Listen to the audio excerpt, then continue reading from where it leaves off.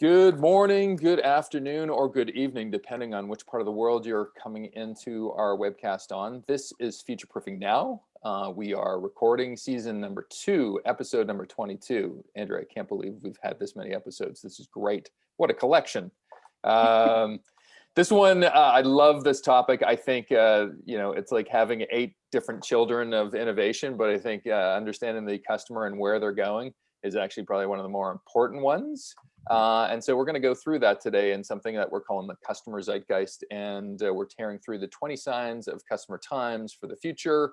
And we're doing it with 4 expert panelists. But before we go there, I want to introduce my fellow co-host, Andrea Cates. How are you, Andrea?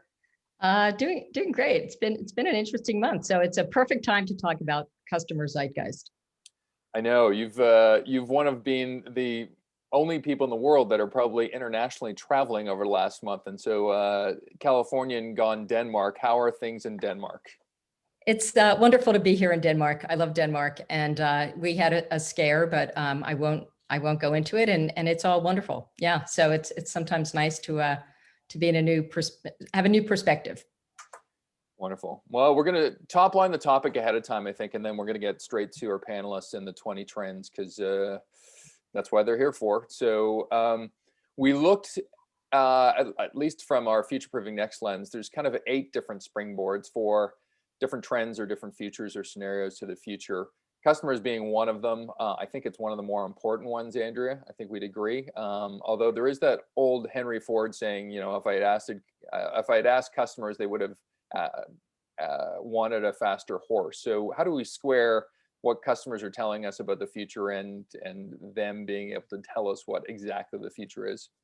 Well, as you know, Sean, with Futureproofing, we don't wait for people to tell us. We see early signs of shifts, and we read signals before they actually might even be stated by somebody. And so we've been observing really interesting behaviors this year, shifts in buying patterns, shifts in digital experience, business to business, business to consumer, peer-to-peer is a big thing, H to H, human to human. Mm-hmm.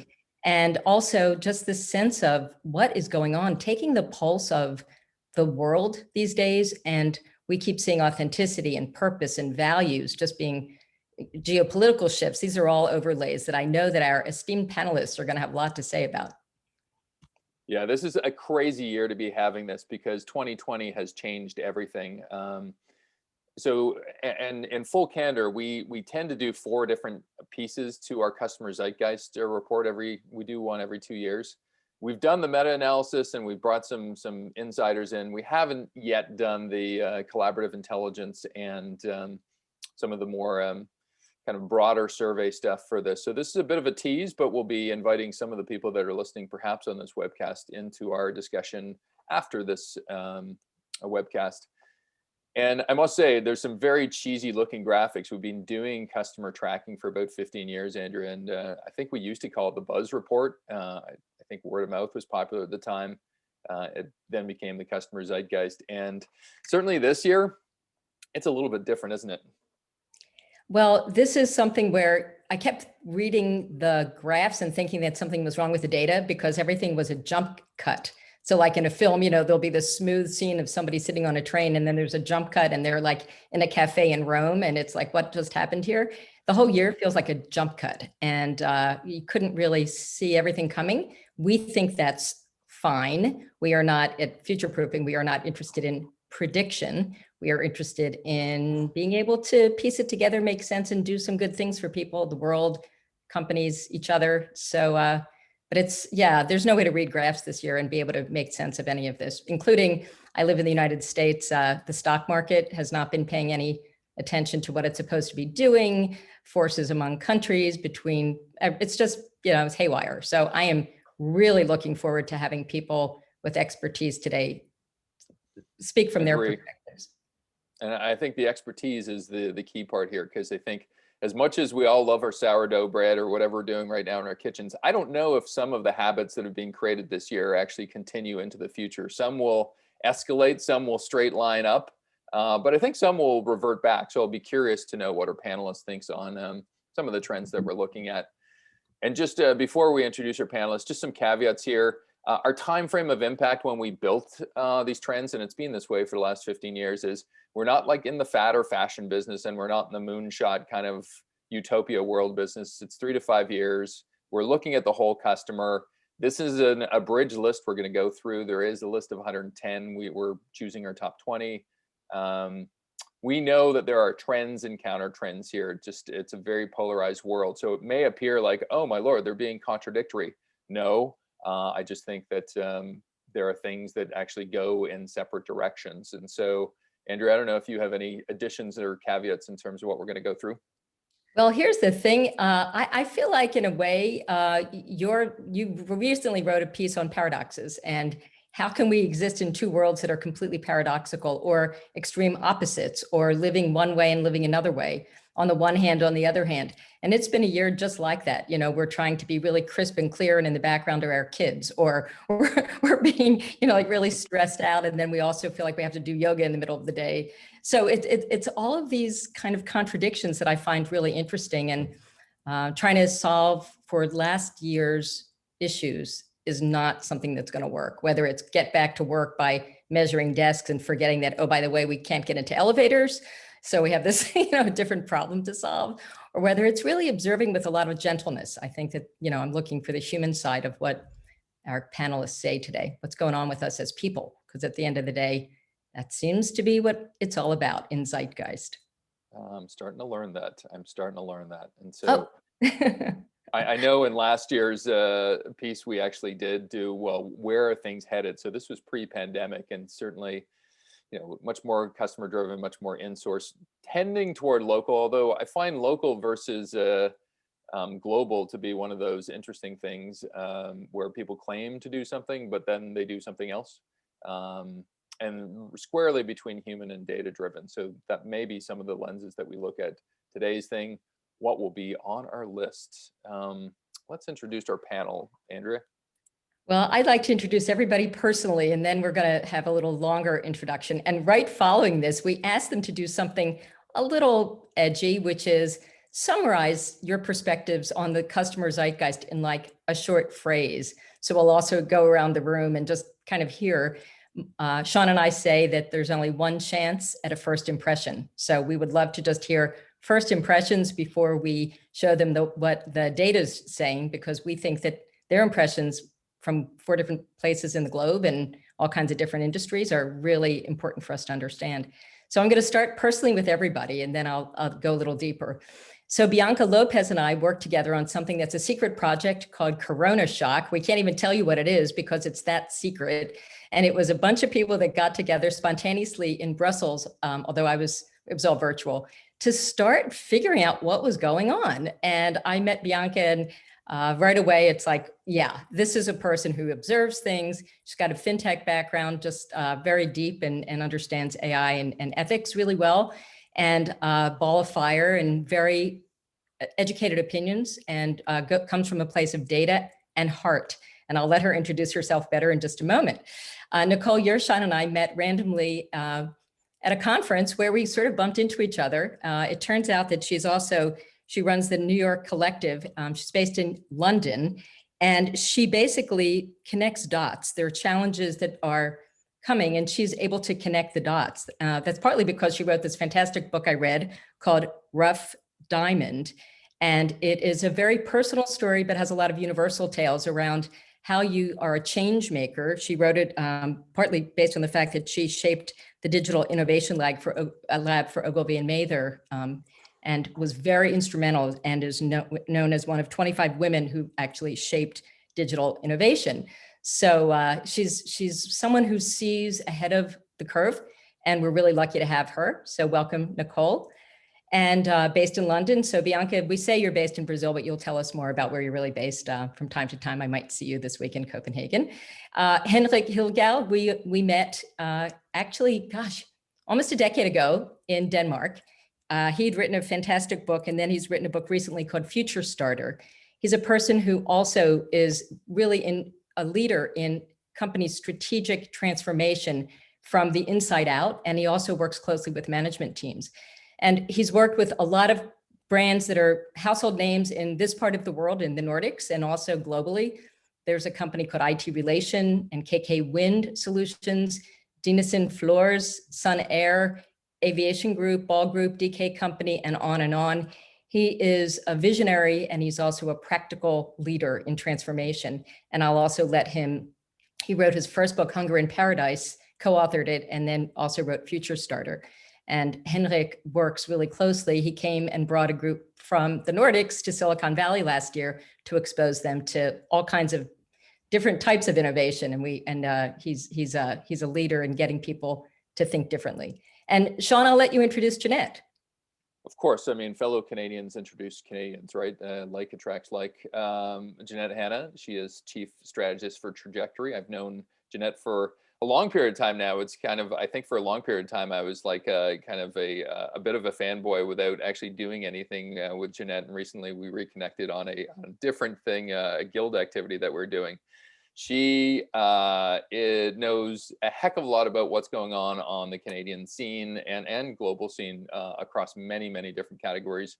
I know for a long period of time, I knew Jeanette through a piece of research that she did every year in terms of anointing some of the more ingenious people. She's a podcaster. She's just a very informed steward in terms of what's going on in the world at large. And so I'm really happy to have Jeanette part of our gang today. Should we get into it, Andrea?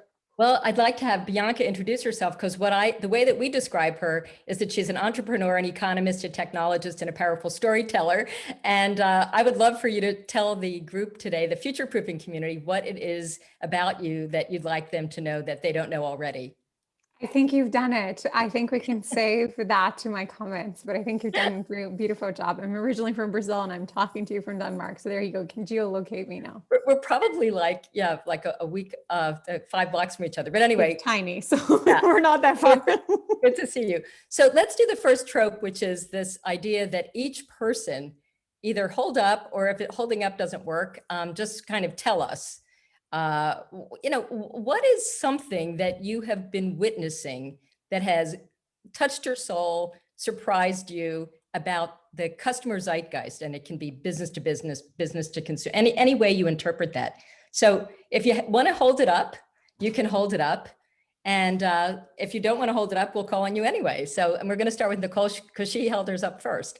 Sean, do you want to call on Nicole? I know, I'm looking at my eyes I just rubbed oranges in my eyes earlier. And so I'm like, what is she saying here? Local loyalty to community. Nicole, tell us what it's all about.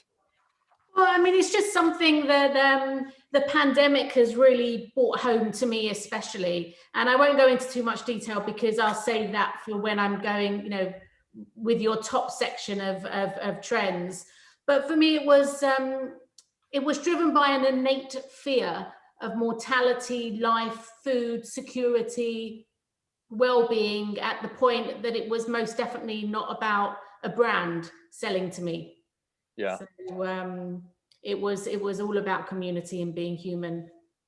And a reappraisal too, right, Nicole? Like it just feels like with the time that we've had, there's a complete reappraisal in terms of how we've been living our lives or working or playing or cooking in some respects. I put it down to I'm in a constant combination of feeling pissed off and grateful at the same time.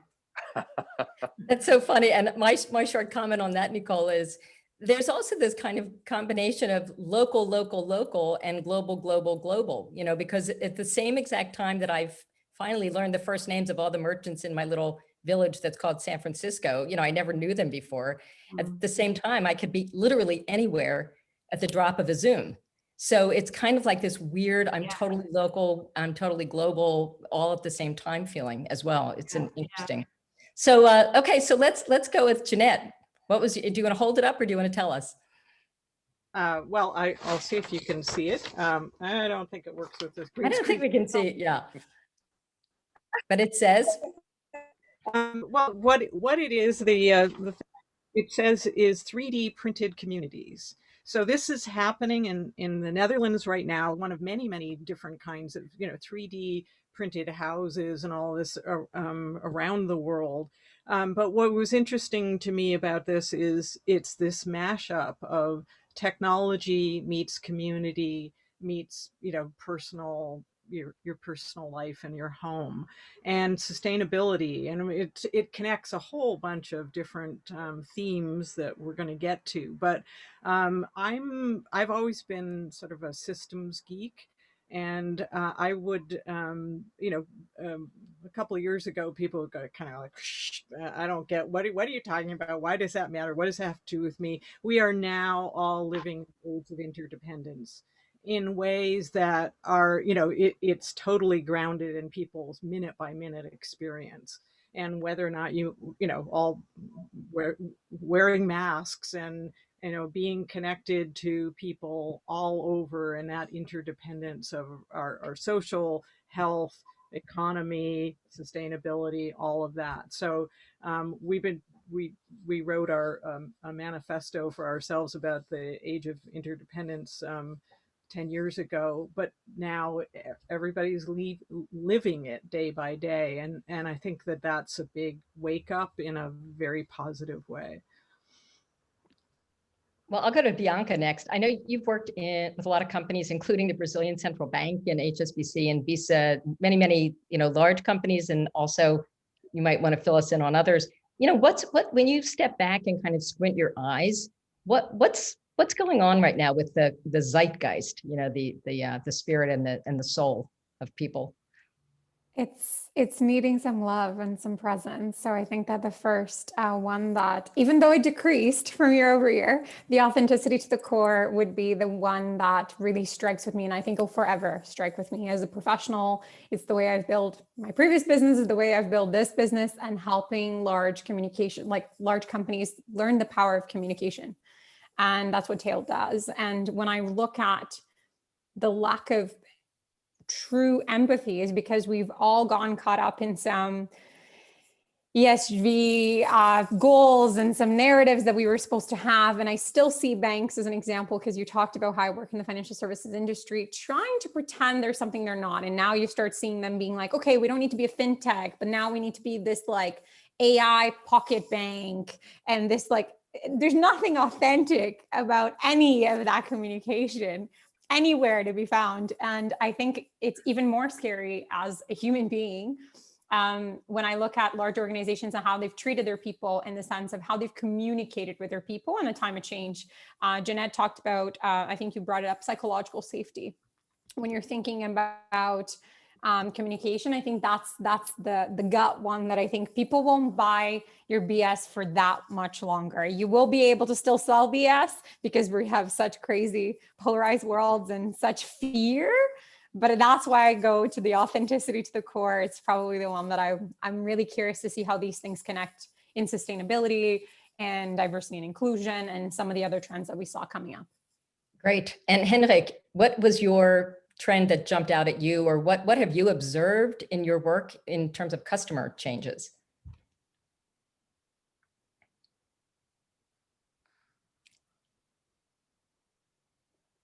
And yeah, say it again. Can you hear me now? A little louder. A little louder? Okay. Yeah. Can you hear me now? Yes. Yeah. Okay. First of all, I got really scared when I saw the list. I got scared on behalf of all the leadership teams I've met through 25 years of work trying to transform and change companies. So that was actually the first thing. I was really scared because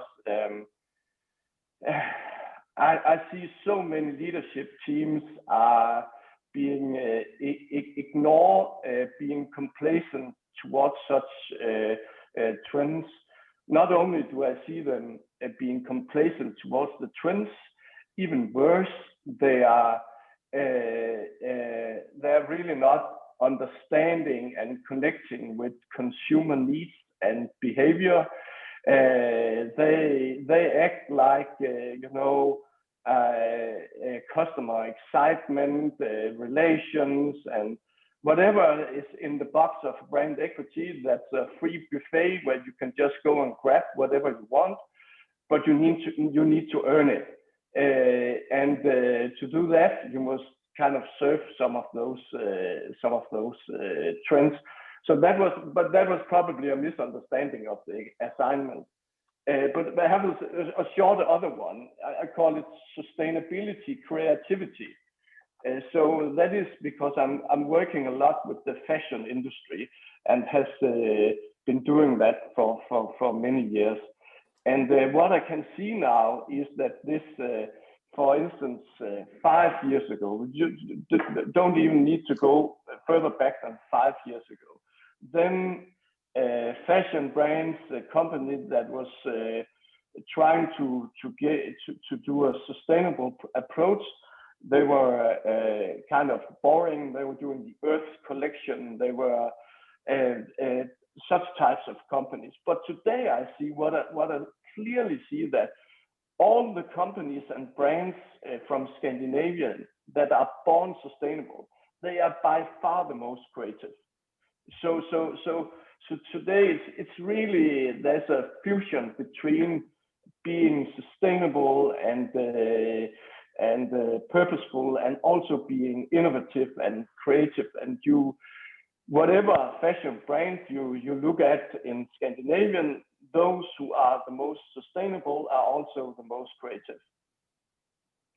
Well, we already have questions for all the panelists, which means that we hope we can stay 3 hours, because everyone is in the chat asking things like circular economy, how do you define creativity, what makes us scared, how do you, remain authentic to authenticity, how do you avoid buzzwords? We have like this great chat going, but we're going to put a pin in it, and I'm going to turn it to you, Sean, so we can go maybe backwards now from what we've observed, and still letting the panel come in with their really great insights and experiences from this past year about what's going on. So Sean, you want to take us through some of the next slide? Why don't we'll do this in a couple of different installments, then we'll pause, get our panel's feedback on some of it. But I like the discussion already, because to the point I made earlier, I think we're talking about the whole consumer here, or the whole customer, and they lead much different lives. We're just not a digital organization that cares about what their digital lives are, social innovation organization worried about their stuff. So I think you'll see that in the trends that we run across here.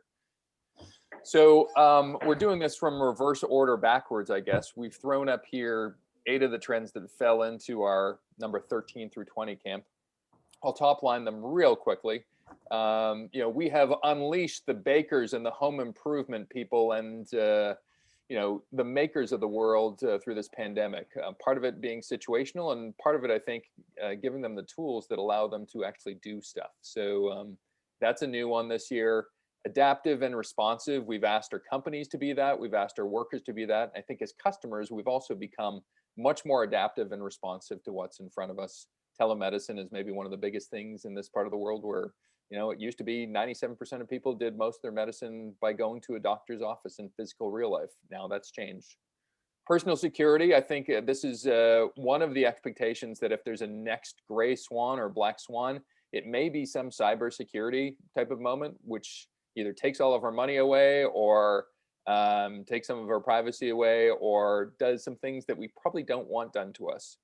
So that was 18, 17, sustainable and greener, and with some real bite this time. I think this could have been on the list for the last 20 years, but I think there are movements in motion that suggest the same level of collaboration we used during this pandemic could be applied to a sustainability cause.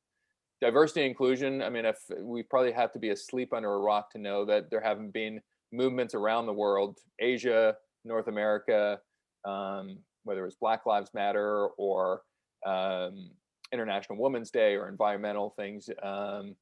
Certainly from a diversity and inclusion standpoint, people are boycotting brands actively for acting poorly. 360-degree data-driven me. Essentially, it's like we have so many different parts about us that people know. Like, why can't we get an experience that tailors exactly to what we want?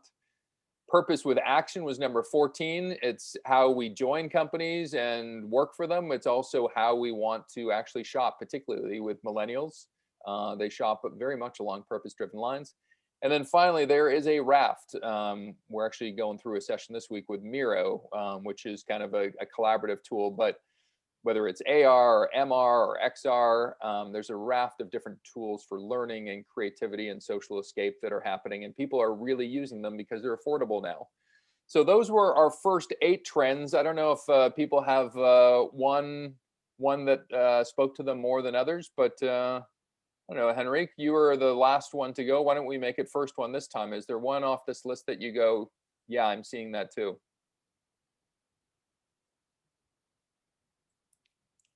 No, and you may be. Yeah, can you hear me now? So it's definitely purpose with action. That's the same thing with for me, working on an everyday level as a practitioner trying to transform companies.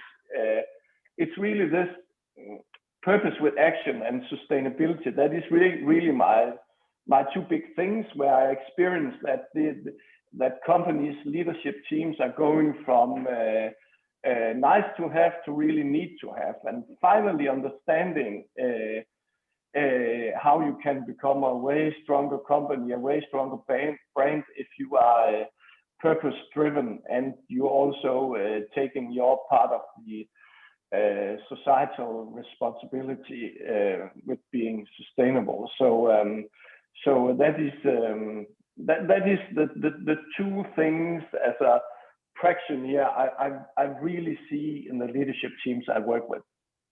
I have a follow-up. Oh, I'm sorry. I have a follow-up to that because I've seen you in action, and I've also watched you gently bring people through the journey of, we're not creating a slogan, and I'm not the person that's going to give you your purpose. You know, people can sort of look to a person like you who has a lot of expertise in being able to do this, but it's really, really interesting how you understand it has to come from within. How is there a secret to how to get people to understand that they're responsible for their purpose? I think it's really a question of connecting with the real customer needs and behavior, and then being able to go from to make a reality check with the leadership teams of what will actually create a better business and a more valuable business, and a business that is contributing more to society, and in the end, and then take it all back to a 360 degrees integrated approach to transforming the company. Great. So Sean, back to you. Well, I can't even remember the first order we went, but interesting, an interesting European perspective too. I was just going to add, Henrique, I just find every single European panelist we have, there's a much heightened sense of what you've just talked about in terms of purpose and sustainability, which is always interesting. Why don't we pivot to Nicole? Nicole, what off this list spoke to you? I could speak. I'm pleased that I've gone second, so I haven't got kind of like the one that no one's got, but I could speak probably from a few of them, but one that is most recent for me is the empowering DIY and make it culture. And that's because, in my opinion, there's a trend on it brings out your inner and curious creative side to try things that you haven't already tried before. So never in my wildest dreams would I have ordered up a hunk of lamb and a dozen small pots of spices and sauces and bags and instructions to boil them in, and exotic breads and stand it for 30 minutes. But I did, and now I'm a fan of Afghan food. Now I ordinarily would never have, I might have gone out to a restaurant, but I wouldn't have thought of meal kits and having the most incredible, something to eat, because of the fact that it's almost like the takeout is the new take-in. It's not a McDonald's experience. That's not what I'm talking about. It's a feeling of making. It's the IKEA effect that when you make it yourself, that, I don't know whether you have that in North America, but the IKEA store, they talk about this with behavior changes. There's a cognitive bias in which consumers place disproportionately high value on products that they've partially created themselves. So assembling furniture yourself, there's a good feeling about it. So I think that was one of the things that I can talk about on one of the trends. The other one is the freedom from anywhere. So my interpretation of that trend is digital confidence for some, COVID taught a large proportion of the knowledge workers out there that they could work from anywhere. I'm not talking about working from home, but literally anywhere. And definitely not everyone though, because manufacturing and the service and hospitality sectors and transport workers, they don't. So we need to be very conscious that when we speak in trends, who are we speaking about? Because otherwise you can be quite insular with your thinking. And the overall digital confidence has freed many more people. So that's a good thing to be encouraged. I mean, I was talking to a company probably about 3 or 4 years ago about why are they paying so much in their rent, and why do they not harnessing the gig economy and a leveraged business model and maybe flexible workings, and they said, but this is not what we asked for. This is business transformation. I said, but yeah, the question you asked was to how can we innovate at the core of this organization? I'm giving you new ways to do it. Now, obviously, they kicked into action, as everyone did, because they had no choice but to kick into action. But me saying that 3 or 4 years ago, it was seen as business transformation and too big for them. So I think, remember, digital for many means the trap of social media as well, and those that are susceptible to being on Facebook or social media, and the mental issues that you have. So, and then the last thing that I really loved about digital anywhere is the Peloton work, live and play ethic. You know, I can go out for a walk and I can then be connected with all these people and have someone talking me through a power walk, but I can be outside. So they're the kind of things that I felt touched me when I was looking at that list, those 2 points. Interesting. I will agree with you, except for the IKEA pride of building something, because by the end of it, with those Allen keys in my hands, like, those are threadbare worn. So and there's always a screw loose, a screw missing, isn't there? And instruction 3, which I carefully avoided, which was pivotal in terms of building that bed, right? Yeah, but good sentiments there. I'm going to move on to, unless you have something to add, Andrea, I'll move on. No, I was just going to say we can circle back, because Henrik had wanted to. I mean, we can talk and talk and talk, but there was another example in terms of another brand, and so we can circle back. But we had an actual request line that I'm going to segue into, Bianca. There was this starting point of the 360-degree data and the legislation. Do you mind starting really nerdy with us and getting into that, and then doing something else from the list? It would be great, Bianca. Thanks. Not at all. And it actually touches on 2 of the trends. So if we want to talk about it, I think I'll answer the question just straightforward, because I like being straightforward. The question was regarding data security and sort of where's the state of that in legislation today. Effectively in the United States, obviously, we have 50 states. There's only 6 states that have a privacy law. So this is on a plain terms governing what your data security should look like. There's an issue before that, which means people understanding what their data is, but I won't get into that issue. And if you look globally, I'll give you just a little bit of an overview.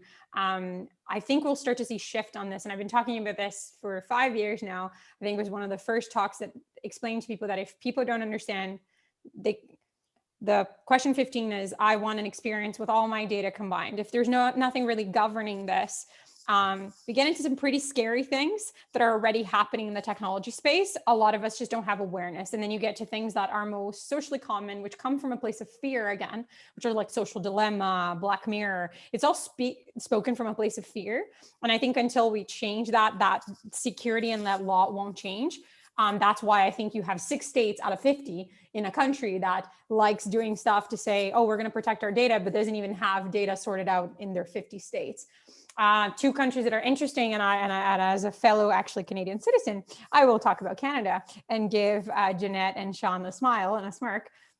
Canada, to give you another overview other than the United States, and then we'll go somewhere else in the world, but Canada has the DIAC, the Digital Identity and Authentication Council, and it's establishing something called the Pan-Canadian Trust Framework, which is an ability to say how is done, and in a very basic form, what is public faith, and how do I know what Andrea did today in this beginning of the call? She introduced us. She talked about something she had seen in action. So there's a verifiable credential there of some sort that has a value and a data storage to it. Canada is one of the first ones to start to try and talk about this. You're now seeing New Zealand putting into effect a similar data legislation. And it's interesting to see how the latest election has led that towards being a trend, because they're saying if we're going to be a data-driven economy, we kind of need to protect this. To give you an idea, in the world, there's only 6 different data legislations that govern the entire planet.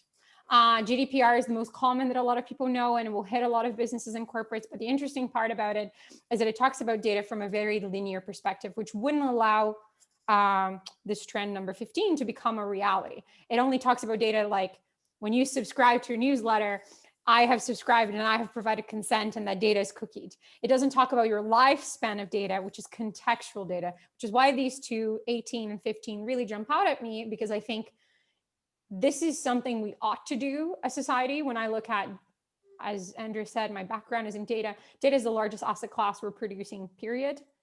Like the only thing we're producing more than anything else in the planet is data. And if we don't kind of come together and have these conversations and analyze how this massive thing that is sort of horizontal in every one of the industries we're going to talk about, it will become really hard to govern what is correct versus what is incorrect, if there is such a thing as correct and incorrect. And how do we even leverage these things, knowing what some of the legislations might look like, in the fact that it is an asset, just like money, and we should have some governing laws around it. So those are the two ones that really jump at me. And I hope I clarified Belinda's question. Yeah, and I'll also say, once again, each of these is worth an hour at least, and essays and writing, and the notion of how fast the world's changing and how slow the legislation can be to anticipate the unintended consequences. That's a whole other topic. But it's really funny though, right, Andrea? Because you look at everywhere, every company's like, we're data driven, we're AML, we're machine learning, we're buzz. And like, there's very little that's still really done and talked about in these two areas. So that's my reaction to the trend. So we definitely need a follow-on to this panel, but I'm going to let Jeanette talk, because we'll never get through any of these trends. I mean, we've got 20, but I'm fascinated with just the first list. Jeanette, do you want to chime in on this list of 20 through 13? Sure, and I just want to build on what Bianca said, that those who have been following Sidewalk Lab's kind of disastrous experience in Toronto all fell apart, all based on who owns the data about what happens in the city. Everything from what the effluence that comes out of the sewer system to, tracking pedestrians and all of that. So huge issue. And that one of the things, that security piece, we've also done a lot of work with a major semiconductor company, and people have no idea, again, not understanding where data actually happens. There's your personal data, but there's also the Internet of Things. And the great part of that is what it can connect, farmers to knowing how much water to go on their tomatoes, et cetera, that individual plants. But at the same time, the kind of vulnerabilities that creates in systems for information data, and especially big industrial systems that are all interconnected, and also the security piece is one that we really have to wrap our heads around collectively. What is the commons of all of that? I just also want to point out that under immersive entertainment, I would put immersive information, because it's also not just what I want to watch when I want to watch it, but what I want to know when I want to know it. And just the kind of alerts, what's happening in the world, and all of that kind of information 360 is really, people expect and demand that more than ever. And we do a lot of work in higher ed, and huge implications in terms of learning, and that empowering DIY is also empowering your own learning. And that's going to transform higher education, and the acceleration of what's happened in the last 6 months around that is mind-boggling. So higher ed is really trying to whipsawing around, trying to figure out where how to create value now in this new world, and what does that mean.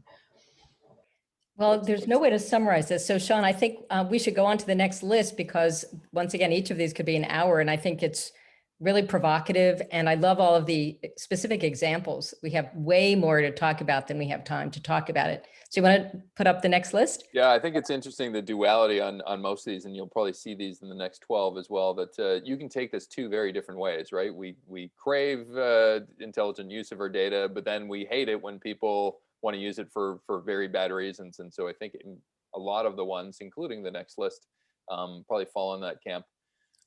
Very quickly on this, and I know I want to thank Nicole, because when I was building the slides, I was like, oh, it fits better as a 8 slide over here. So I think you were talking about freedom from anywhere, and it ended up on this slide. So just Nicole was right, I was wrong, and so just a frame of reference there. But freedom from anywhere, so we're all remote working, we're all untethered.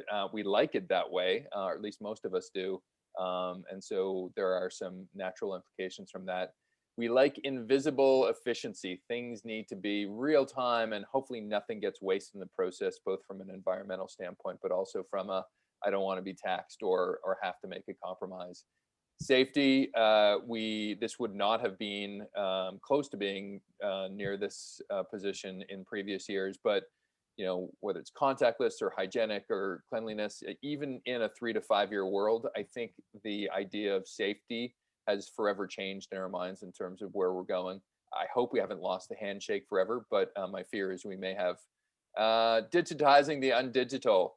If you look at various complete and utter industries, we have digitized them.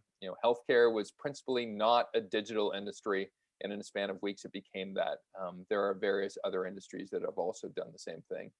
And then finally, whether it's 5G as a technology that's pushing us there, or our craving to be connected all the time, always accessible, 24/7, this whole idea of Uber connected and making sure that we're not missing out on something because we're connected to the world. So maybe I'll ask Jeanette, we'll go back the other way again, just to pick one off this list and maybe give a few cursory thoughts.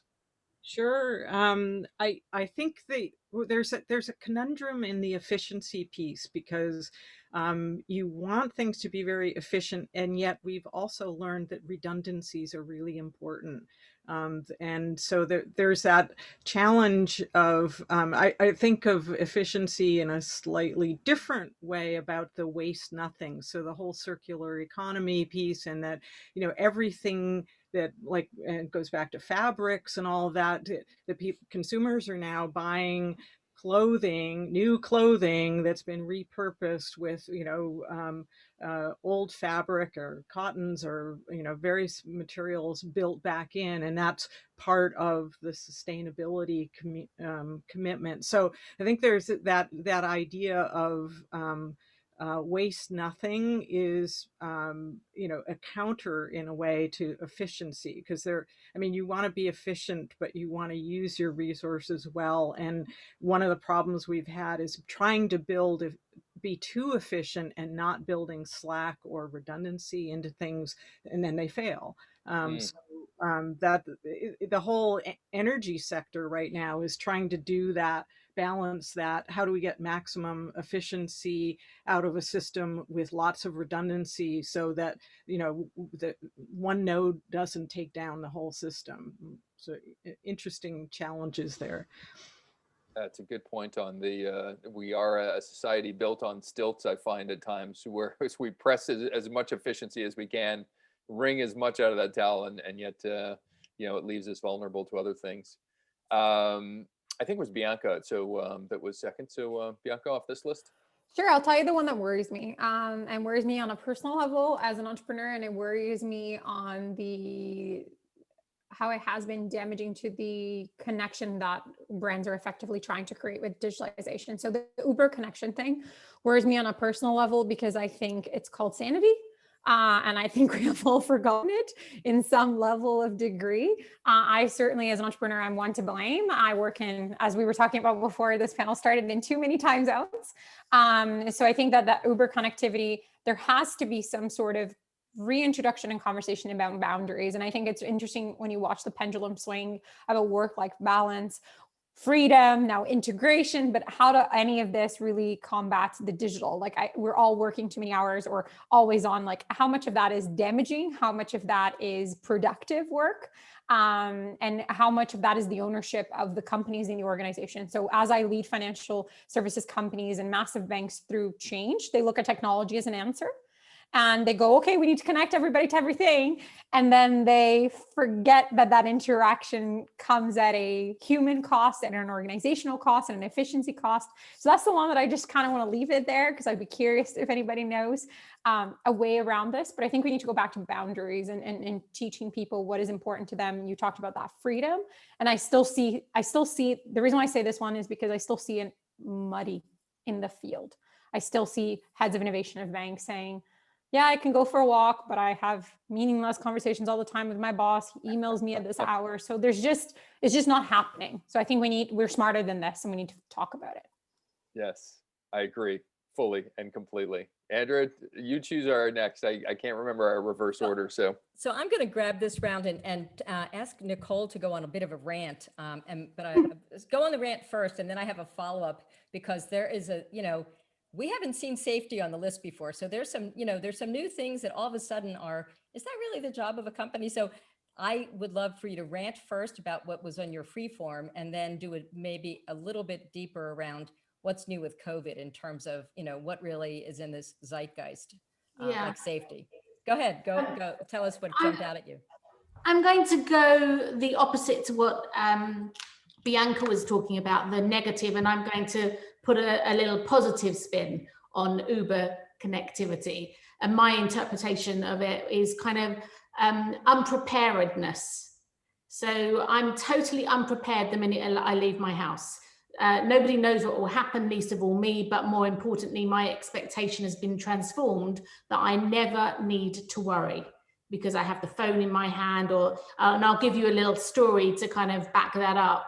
And I can literally absolutely do anything from my device.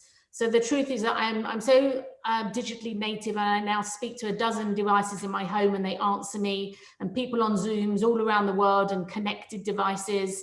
And then in one session, I can book a hotel, I can sort out my car, the food, the clothes, the invite, all my colleagues to a conversation, photograph, record the whole thing in any language while making a film of it all at the same time. So those are the things I know. If you don't have the boundaries, I agree with you with that, then when do you switch off? But oh my gosh, when you have all of that taken away, you really do miss it. And I have a story when I was in Moscow, and I was at the hotel and I said where it was that I needed to go to. And it was to the Ogilvy office at the time in Moscow. And the taxi driver took me there, and I got there, and then the cab left, and no one knew what the hell I was talking about. And I was in totally the wrong place. I looked outside to think, well, where am I? Could not understand the language to even say the name of the road that I was in. And I just thought, I wonder if if I'm on 3G, I wonder if they have Uber in Moscow. And I managed to get hold of Uber, and the man picked me up. I phoned the Ogilvy office and said, can someone there who speaks Russian speak to the Uber cab driver, which they did. He got me to the office on time, but plus I didn't have any cash on me. Nothing. So therefore it was paid for. So I do think that that connectivity, Uber connectivity, there's something beautiful about it. But I guess we can say that about all of these things. And I think even more so when you start to get to the technology, like say, I don't know, 5G, for instance, when it starts to really come in. I don't know whether anyone's seen the video of the grape that's being stitched up in another country to the person who's doing the stitching. And then if you don't have 5G, or you don't have that kind of technology in place, you are not able to do those kind of operations with one person in one country and the patient in a totally different country. So there are some beautiful things that are connected to Uber connection. So I'll say one last thing. I don't know if you've watched a scary movie with a 5-year-old lately. I have. And they look at these things like, they're in a they have to like drive to the phone booth and like call this person, whatever. And the 5-year-old turns and it's like, I don't get this whole movie. Why didn't they just use their iPhone? Movie would be over in like 5 seconds, right? So it is that sort of changed mindset where it's probably both worlds. So Henrik, one of the things we would love for you to talk about is, I know we didn't tell one of your client stories because you see how this plays out in brands. You know, what are ways that you see brands, companies, leadership teams dealing with any of these themes from this page? Yeah, I'm sorry. I actually don't have much to offer in the 12, 11, 10, 9, and 8 trends. What I wanted to go back to then was that, did you want to go back to the story from the last group? Yeah. At least I could offer my small peak experience in strategic transformation for 2020, if we can hit the trend number 20, if that's possible. So it's we'll go back. Yeah, so that was actually the story I wanted to tell, because normally when you work with the transformation, it's so with the change capacity in companies. Most employees they really don't like to change actually. But this year, or for 2 years, I've been working with a North European market leader within the what you call fabrics and tools for the DIY community within the interiors and fashion. This is a company which is called Stuff and Steve, and the CEO, the very young CEO, young, brave, and capable CEO of the company, is actually on the webinar. So, but they were very product oriented, and but we went to change them into a new name called Self-Made, and they actually have a vision of creating a global ecosystem of self-expression. And we have a purpose called much more love for yourself, others, and the planet. So it's very purpose oriented. It's also trying to be very visionary, but and also putting purpose into action with a lot of stuff, from everything from trying to work with poor farmers of cotton in poor countries and stuff like that. Many things there. But the peak experience was actually again that all the employees, for the first time, I experienced that everyone wanted to be on. They started because it was a transformation where we first opened a store in Berlin called Self-Made Berlin. So all the other parts of the company, they could see we had this as a beta version. And for the first time in my life, I experienced employees coming. We want to be self-made. We want to be self-made. Everyone wanted to join the new journey, and they wanted that because it was purpose-oriented, because it was visionary, because it was taking on a good cause, and even relating self-expression to self-worth, and all this. And it was the first time that I really wanted this, that people just coming towards the leadership team and saying, we want, when can we be self-made? When can we be self-made? Instead of saying, don't come with all those changes. It's difficult to handle them. So there's just a short my peak experience in transformation in 2020, tapping into the trend number 20 with the DIY maker culture. I think it's great. And it really gets to zeitgeist. And I know, Sean, you're probably kicking me under the table because we want to get to the drum roll. No, you know what? You get 6 smart people in a room. You talk about a list that was probably ambitious to begin with, and you go over. And so, my hope is, with the permission of some of the panelists, if they can stay a little bit later. I'm usually the stressful duck trying to be calm above the water with the flappers underneath going, oh my God, can we finish on an hour? My hope is I think we should try for the top of the hour. Let's try to get to the first list. Let's go through some of them, but I do appreciate Henrik's, and I actually know the brand as well, so it's quite impressive, the tribalism imbued by that. I'm going to go through each one of these, and maybe I'll just pivot to one of our panelists. So just to scream yes or jump in if you want to deal with the next 6, and then we'll all have a crack at the last one. And wait, first raise your hand if you have to leave at the top of the hour, panelists. Okay, I just wanted to make sure that we weren't going to stress anyone else out. So yeah, go ahead. I soon realized that maybe we'll just we'll upload these as a 2-parter, I suppose, and maybe this will be the demarcation point. So trend number 7, and this was ranked number 17th in our previous survey. And so value has always been there. I think value has taken on a much different gravity with a level of uncertainty, and this is across all income classes as well. And so you're seeing premium private labels. You're seeing a lot of margin pressure in terms of retail coming from some of the online retailers. A lot more automation that gets costs out of the system, and unfortunately, I think maybe as Henrik mentioned earlier, unfortunately, I think CEOs are looking at automation as a way to save money as opposed to do other things at times.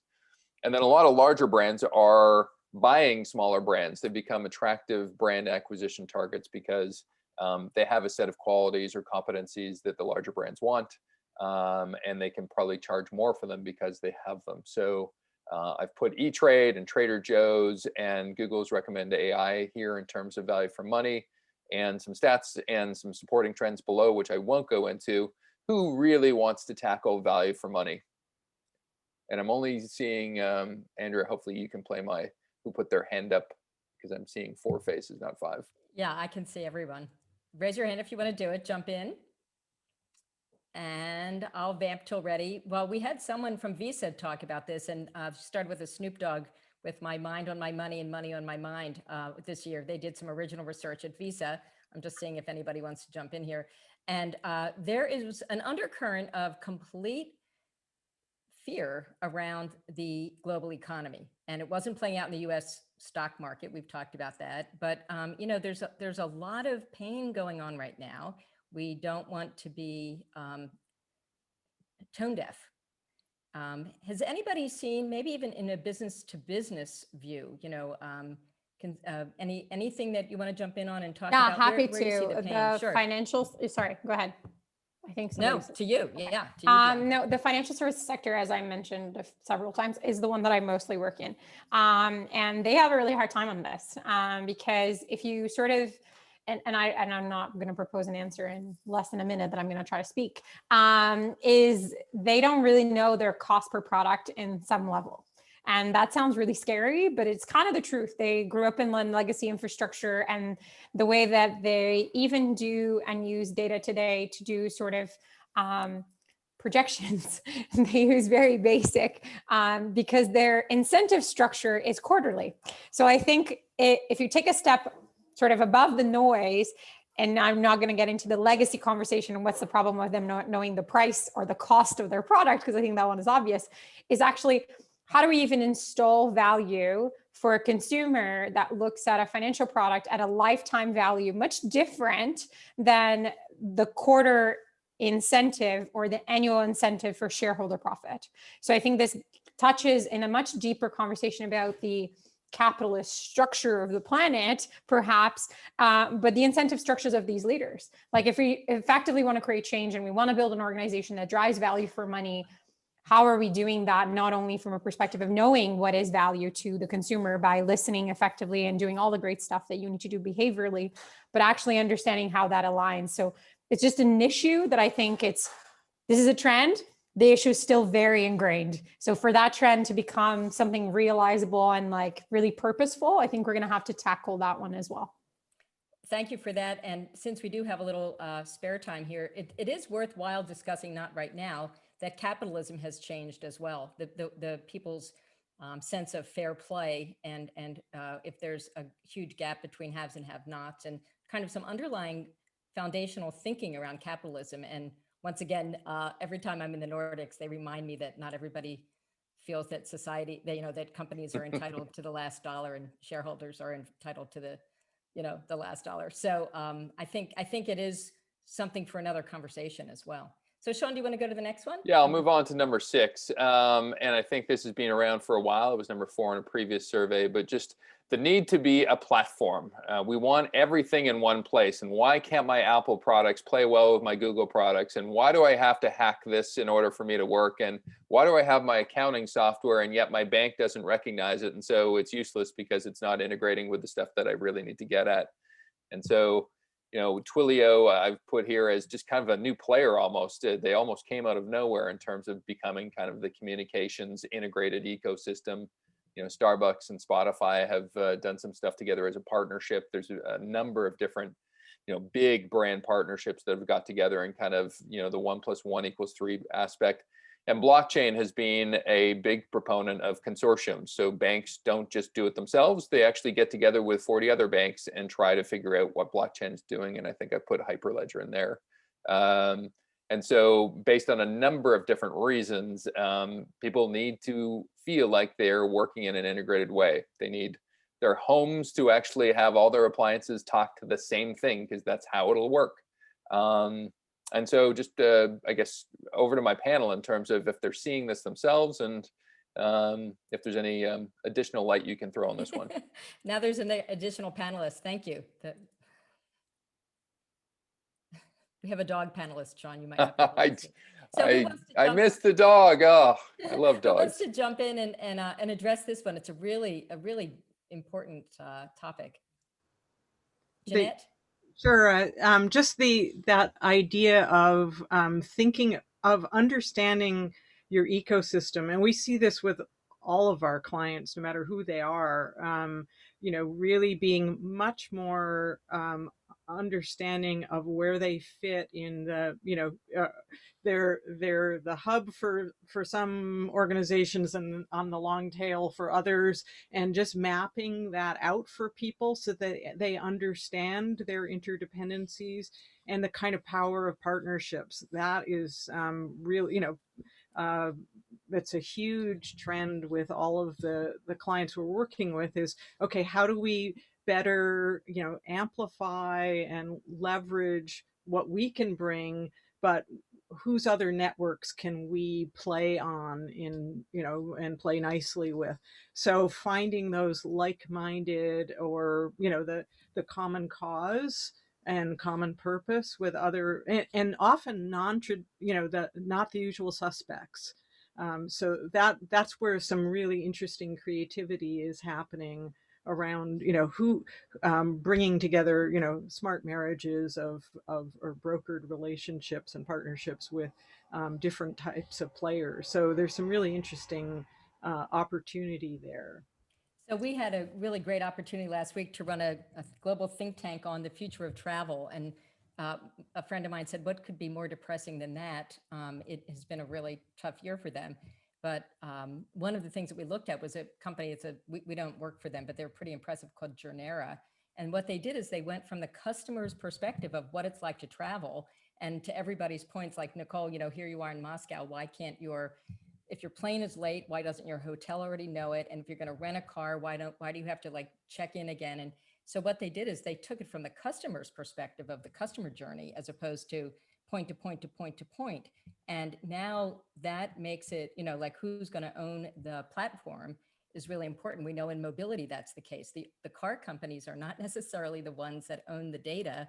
And to everybody's point, that means that the integrator of these platforms might not be the big car companies of yore. So Sean, do you want to go to the next theme? We'll go to number 5, and I think it's a favorite of a lot of people here, just because we love authenticity, because sometimes we look at the world and see so little of it, and so we love the scarcity value of authenticity. And I think it comes on a number of different bases, whether it's the craft beer that I love versus the mass-produced thing, the transparency that I know I'm getting something, the real deal, whether I know there's a founder that's a part of a company that just feels like there's some soul there. And it goes to values and also provenance and proof that you can actually say what you're saying. And I've exposed Southwest here, which is well loved by its customers. And certainly they have some policies that are just non-starters, like this is what we do. John Hopkins, from an information standpoint, I haven't seen a dashboard across any category that's provided the level of credibility and extensiveness that John Hopkins does as far as the pandemic's concerned. And I put Ryan Reynolds, fellow Canadian, Jeanette, and Bianca, he just sold Aviation Gin for about $600 million to Diageo. And my fear is the reason why they love the brand is because they like Ryan Reynolds. And if you sell it to a commercial entity and then leave, will that kind of value be imbued to that entity? So, but I did find the statistic interesting. 90% of people would prefer real and organically presented stuff versus perfect and packaged, which I think also speaks to one of the sub trends, which is live streaming. People are very, very fine with live streaming now because it's non, high produced, right? So on this one, I know we're all favorites of it. We all love it. I'm a big craft beer advocate. Who wants to throw some additional light on this one? Can I just add one little point that I think is that idea, how this connects to freedom from anywhere. I think that they're the counterpoint. This is the counterpoint. It's very specific where. I want to know where the provenance of where things are coming from. I want to know the backstory, the whole supply chain, Patagonia and all sorts of organizations. Because we work with places a lot, the story of the genius loci of a place is a really critical piece of the puzzle for people. So even though we say freedom from anywhere, we don't want everywhere. We want locale. We want specificity. We want to know the farmer who raised the pig that made the bacon and how it got to market and all of that. These are, as you said, contradictory in some respects, but it's a really important part of the counterpoint to everything being kind of could be from anywhere and of no provenance, and that sense of terroir. I want to know that this feels like the pizza here is different than the pizza in Chicago or Brooklyn, or those kinds of things. I'm smiling here, Jeanette, just because in a previous debate that you participated on with me, you took the exact opposite side of the argument. I love your flexibility and malleability to be able to argue both sides. But that's, I think, part of what understanding the zeitgeist is, trying to figure out both thoughts and keep them aloft. So Nicole, did you want to jump in? Yeah. From a marketing point of view, I've been saying this for quite a while, in that everything is siloed. So going back to what Jeanette was talking about, she's absolutely right in that you have marketing doing their thing. So they're going to throw me a bottle of Dove shampoo, but me as a customer, I'm now going to say, well, where's that from? How have you made that? Is that plastic? I'm then also going to look at the management of that company. I'm going to say, well, how many women do you have on your board? And how are you treating, is there a diversity program? And then I'm going to look at manufacturing. I'm going to say, are you employing slaves to give me the cost of those clothes so cheaply? So none of those, I call them the 3 M's, so marketing, manufacturing, and management, none of them are joined up. And that is what true authenticity needs, is for them all to be speaking to each other and have one value proposition that is going to make sense to a customer that actually wants to know way more now because it's all connected. Very solid point. So I'll vote for going to the next theme. And I know people probably all want to talk about all of these, but this one, of course, is hyperspeed expectations, faster delivery. And one of our colleagues just wrote a book about China and was talking about one of the key differentiators in China is speed, being able to do the cycle time faster than anybody else. And what that means is that that's raised the bar around the world. So Sean, anything else you want to say about number 4 before we let the panelists talk about It's what's almost our obvious? it's almost our most self-evident trend, isn't it? Like, it's just, we want more, faster. And, you know, I perfectly thought my 4G phone was fine, but then 5G came along and it's now 18 times faster. What can I do with that now? I'm not too sure. It's almost when golf clubs got too big, and it's like, where do you go after finding the biggest golf club ever, right? Can you imagine, probably 8 years ago, we were perfectly happy with 5-day delivery of our products that we purchased. Can you imagine that now? Can you imagine? So anybody want to cast additional perspective on our need for speed? And I was just going to insert that Jeff Bezos came out with a piece, I think it was today, that was around like the importance of slow decisions as well. You know, so like things are fast, except when it fits these criteria, which is, you know, is it like life-changing, you can't go back, et cetera. And the same thing that I think it was Nicole was saying, you know, there's kind of like this very slow-paced life that we appreciate, kind of a village lifestyle, and this do-it-yourself, which is the opposite of this. So I would love to hear how people are experiencing speed in your clients or in the customers that you see. Well, there's the speed in the shareholder value, which is report every quarter and not have any kind of long-term view, and everything is short-term fix.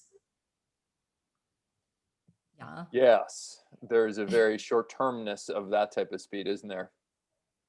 I think sometimes speed does lead you down that road, that you start to think in very short increments. That's a good point. Any other thoughts before I move on to 3? I just see a lot of fear in the financial services sector, and still led by obviously your unicorn valuations and like fintech sort of taking over a little bit of in the ability to deliver speed. And I think a lot of them are misinformed about technology as a solution to, it's almost like they're trying to put a really much more powerful thing on something that they don't really want to be inside of in 5 years from now. So I think that that's just the sort of, again, going back to your polarization or opposite side view, it's my worry, the decisions that are being made in financial services, specifically when it comes to technology. Yeah. And I'll say one last thing on this, which is inequity, right? So some people get there fast and unfairly, and some people are held way behind, and it puts people much at a worse place in terms of, you know, access to school. Oh, let's just do it faster and on the internet, unless there isn't access to Wi-Fi. So it also has that dark side of separating the really fast and faster from the, we're just maintaining where we are with status quo, and now it's really, the playing field is really not equal.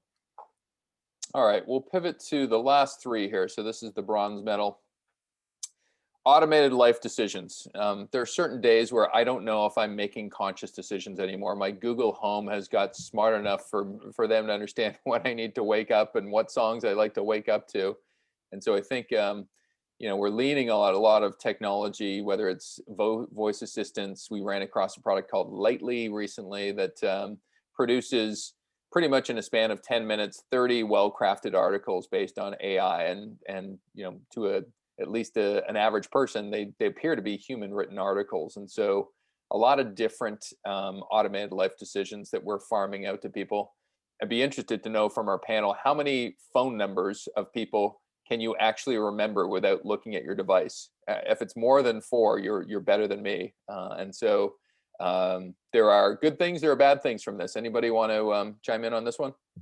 And Henrik, I'm going to ask you a quick question, because I know you work with an IT group and you have a perspective. I won't put you on the spot, but I'll ask you to address this, because, you know, in terms of back end and what was the game change, you know, what was enough in terms of back end computer support, and now what's happening in terms of businesses needing more automation internally? Because I know we talked about a lot of brands and consumer, but if you're open to it, in a minute, we'd love to have you talk about how computer backends and sort of businesses' needs have changed.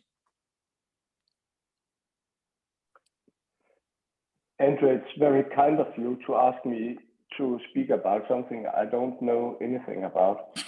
And, so Well, so, then you don't have to. You can. no. So, I'm happy to save you, Henrik, if you'd like.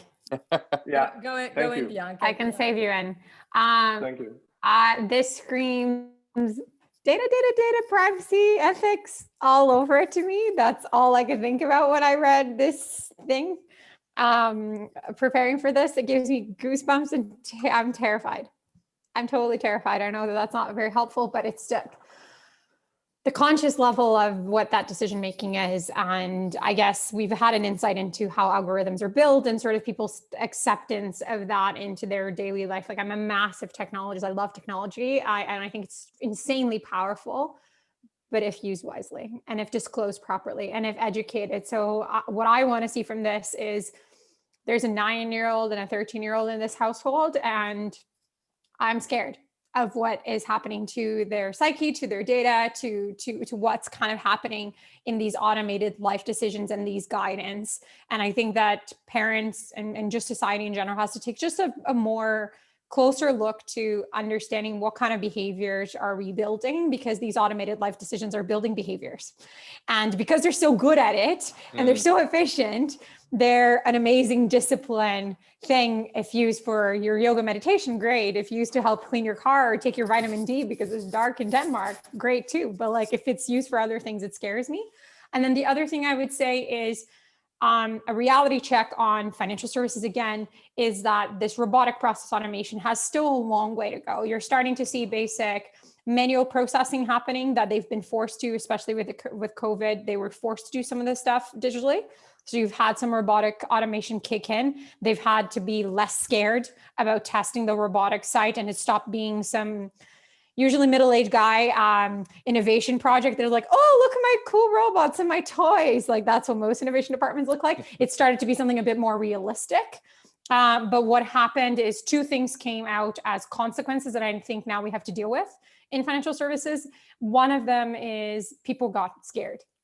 So obviously layoffs. So I think that fear has to be addressed culturally in the organization of what does this mean and how, and I've had some great conversations with people that, I don't know, were mobile operators that became chatbot product designers because they knew how to help the designer build a better chatbot that the software engineer had no idea how people interacted on the call center. And then the other side is data cleanliness. So back to the data, more technology aspect, data is stored as, again, wasn't really conceived as something that would move at this speed, and it would have people pluck at it as if it was this one big mess like air. It doesn't really work that way. It has many different pieces. It's almost like this really complicated Lego. And until they clean it up and can figure it out, real automation and real AI that we talk, or even quantum computing, is not even in the question in my eyes in the next foreseeable future. And I'm talking in your time horizon, maybe 2 years, 3 years. You're not really going to see the promise land in some of these financial services organizations until they clean up their data. We are these walking paradoxes, though, aren't we? We hate it, but we love it at the same time, right? Depending on the reason. I think my stats would say about 80% of us would be happy to give our data away for the right of having a benefit that we want to get, which is a bit only because we don't make money out of it yet. Well, that's an interesting point too. I think somewhere lower down, unless there is a movement in California to look at monetizing your data and having that, governed by some legal statute. So it'll be interesting. Last two, the silver medal, context-specific personalization. I want stuff that knows me, where I want it, how I want it, when I want it, for me and near me. And so we've got various examples here. Stitch Fix, Netflix. You've got a shopping mall that was able to look at through facial and gesture recognition whether people are happy or sad and serve up ads differently to them in the UK. And so this really is the realization of a number of different technologies coming together. But essentially people, whether it's digitally or in real life, really do want personalization. This is something that they crave. They want to feel individualistic, and a lot of businesses are investing in it. So anybody want to cast a light on their personalized experiences and how we We really do need a fuchsia shirt, not a purple shirt. So can somebody 3D print that for me, please? I think it's what Bianca was talking about in terms of, love Netflix, love it being able to know what I want. And that is unless my daughter gets hold of it. And then I have all of my algorithms totally change forever. So, how old's your daughter? Well, she's 25, so she likes all the kind of rom-com type things, and I have a partner that likes all the Scandi noir. So yeah, you can end up losing, because it's not personal; it's personal to that particular household, but who's there can totally change it. So interesting, yeah. And then Jeanette.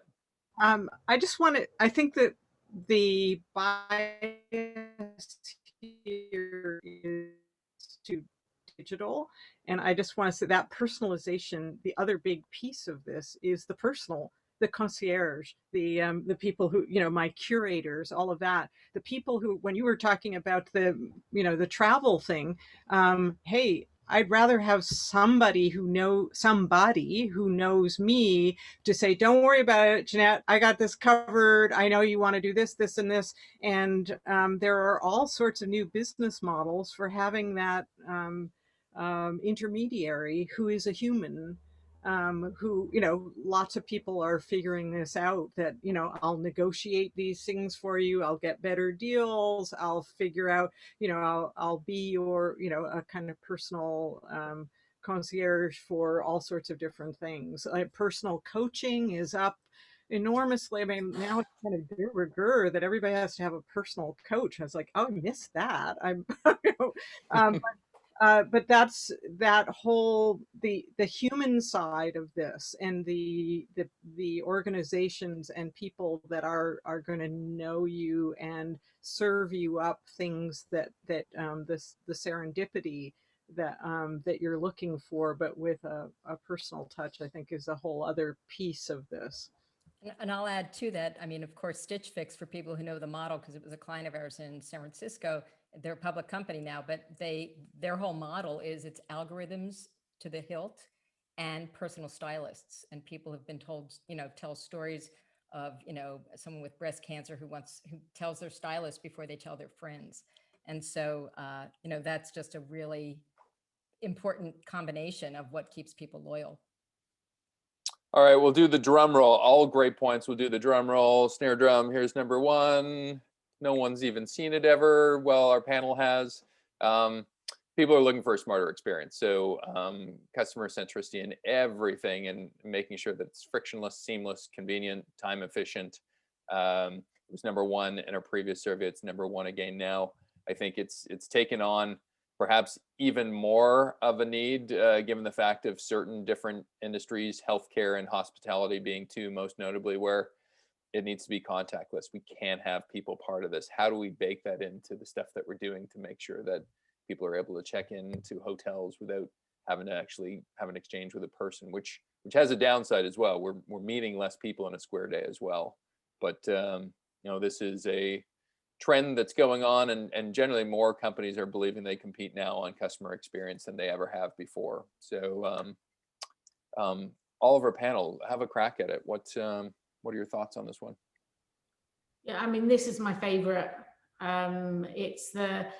I think because of lockdown, and at the start when I put up my little, local loyalty to community, this, when lockdown first started, Amazon failed for me. The online service was kind of switched off. We had to search for food. It was a scary experience. It was kind of like wartime conditions. Not that I'd ever been in a war before, but there was a feeling of panic, and countless online searches became kind of like the order of the day. We found something called Farm Drop and chose local, and oh my God, we just will not go back. They're highly reliable and responsive. There's no plastic bags, stories about the farmers, exceptional food, expertly sourced. They treat the producers, the animals, the people, and the planet with kindness and respect, because it tastes much better. Sustainably produced, fast and friendly, personal delivery. So when a Farm Drop driver delivers something, they're so amazing. They really, they're loving life. And there are tiny errors on their e-commerce site, which I forgive because they're just, they're that good. So it taps into so many of the trends that you've been, that we've been going through over the last kind of hour and a half. And I think there's a genuine purpose to it, and they don't want to waste my time, and they're conscious and enlightened and moral and ethical. And yeah, that was number one for me in terms of the smarter experience, all of those kind of things. Wow. When are they coming to Canada? Please. That sounds amazing. I'll put down, well, I'm sure Canada has a similar thing, but they're called Farm Drop. They're so good. Definitely look into them. And Bianca, from a financial services standpoint, does this spark to you? This sparks to me in the sense that they have this in their board, kind of how they had blockchain on their board a few years ago.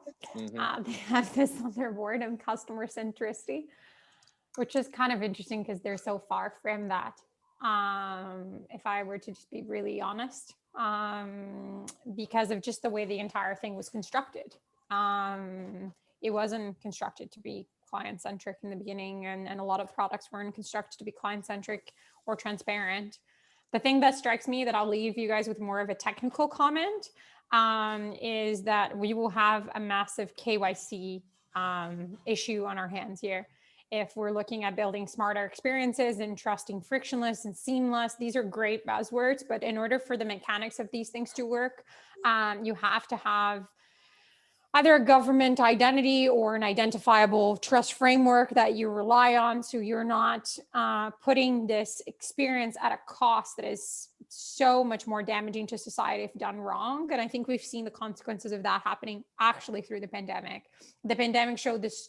The pandemic didn't cause some of these foundational issues around identity and authentication. And this is what people forget when they read customer experience. And smart customer experience or customer centric is like, you can't be customer centric if you don't know who the data is and who the person is. It becomes really hard.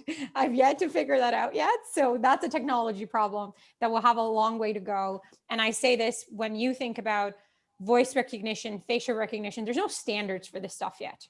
The only biometric in the market that has the closest thing to a standard is fingerprint by the NIST, which is a American conglomerate, that sort of organization that puts standards out. So just says this fingerprint is the same as this fingerprint, and it shall be used and governed by these cryptographic things, which is like protection in plain English. But that's where this strikes me as a foundational piece for us to talk about it and to really figure it out as a society, and as well as in different sectors. So Jeanette, do you want to wrap us in terms of your take on this theme? Yeah, all of the, this culminates in all sorts of things. I think part of this, the human factor in here is so important. And I'll just like what's happened with kids in schools right now through all of this. The smarter experience is not has to be heterogeneous, because not everybody functions well online. Not everybody has the same access. The smarter experience has to be understand all of the context that people are living in, and being able to adapt to that. Because if you're standing outside the library because you don't have Wi-Fi at home and you're hoping to pick up a signal, is a very different experience than somebody who's their family went to Mexico for they can live in their vacation home while the kids go to school. They're both true, and it's not a smarter experience right now to pick one or the other. You have to be able, the smarter experience is to understand how to bring everybody up to a common access at minimum, and then understand what they need. So it's the complexity is understanding complexity is the smarter way. So we have to wrap. And so one of the things we're going to do is we're going to wrap with the panel, and then Sean and I will probably stay on for a little bit and reflect without you, but we know that we've taken fantastic amounts of your time, and you've given us amazing insights, a lot to think about. Sean and I will reflect on what we heard as well. So do you want to do the wrap, Sean? Because everyone has like 30 seconds. Yeah, no. So just, well, let's do around the horn in terms of our panelists, in terms of what we've learned today. We'll do that first. And I'll do it really fast with us. So round the horn is, remember how we started with a phrase of something that we thought of in the beginning? Could you think of a quick phrase of something that you learned from being with all of us together? Just a short phrase, something that strikes you that you're going to hopefully blog about more, think about more, speak about more. And we'll go Nicole, then Bianca, then Jeanette. So Nicole first. Any phrase or insight that struck you? I think Jeanette brings it back to humility. And I think that's what most of the panelists have been talking about. But I think in what she just mentioned just now is understanding not just people who have the Wi-Fi, but everyone. So I think humility actually it springs to my mind. Great, Nicole, and thank you. I know you might have to drop right off. I do. Thank you so much for your time, Thank you so much. It's great to have you on. Jeanette, I'm sorry, Bianca, same thing. Do you want to go next and just say something that you heard round the horn? No, Jeanette can go. Okay, Jeanette. I have.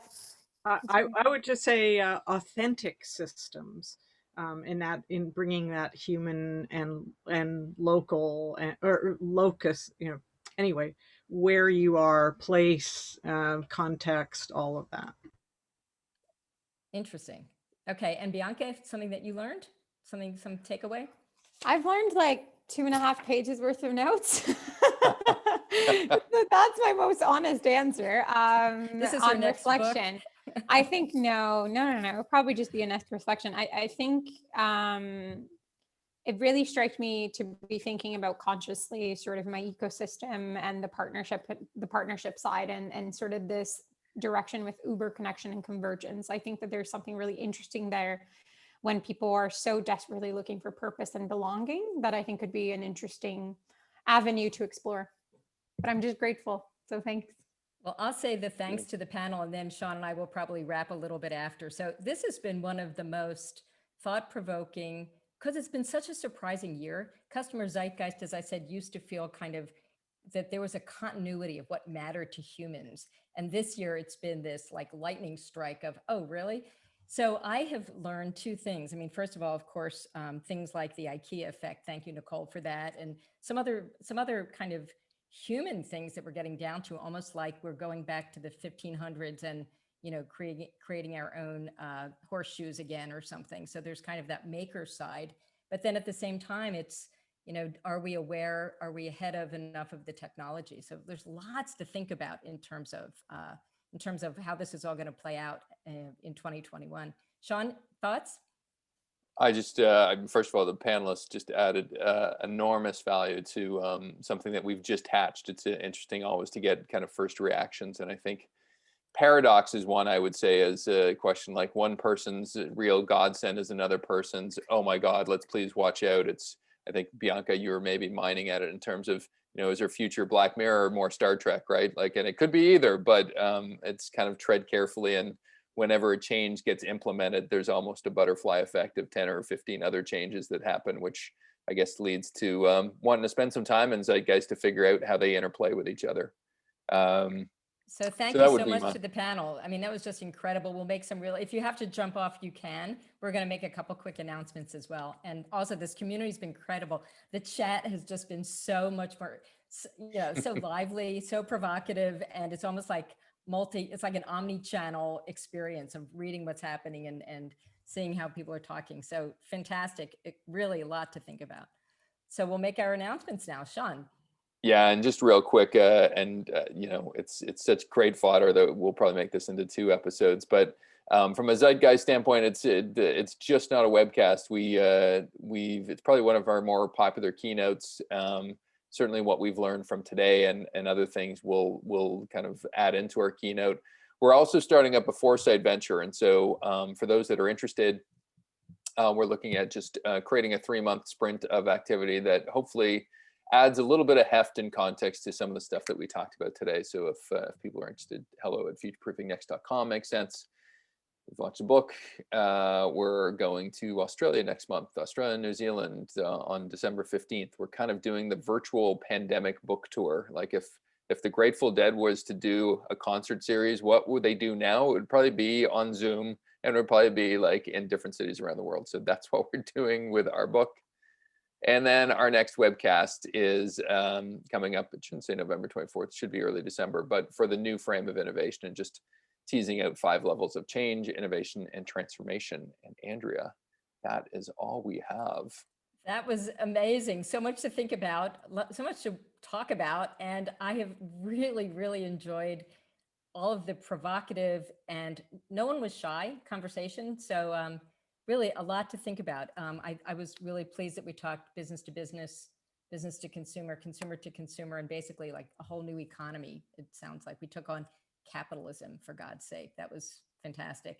So thanks to everybody for such great preparation and such great examples, and hope to see everybody again soon. So Sean, you want to close this out? I shall see you soon. We will see you in the future. Bye-bye.